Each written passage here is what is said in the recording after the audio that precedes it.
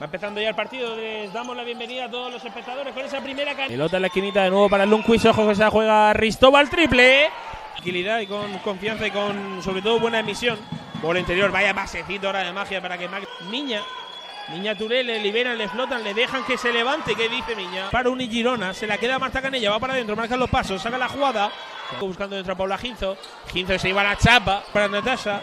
Emparejada con Rysanda Gray. Va Natasha para adentro. Con muchísimo talento. Y saca la esquinita. Ojos en lanzamiento de Imani Tate. Que Chela Alarcón vengándose ahí de ese quiebro sobre Ainhoa López. Le ponga el bloqueo. Sigue Sandri Gueravide. Busca el balón fuera para Carolina, que está liberada al triple. Tiene que medir a casa de Monzaragoza. Pero de eso hablamos ahora en unos minutitos. Imani Tate.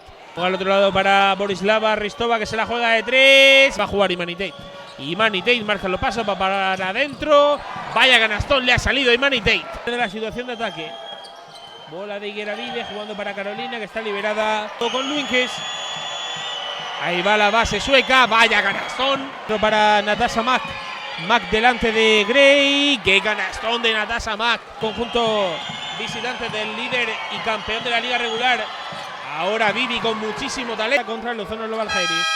Se levanta ahora Lu, ese triple que no va a ninguna parte. Y finaliza el partido, finaliza la liga regular aquí en el Fausto Vicente Alcántarilla. Derrota del conjunto de Bernat Canut.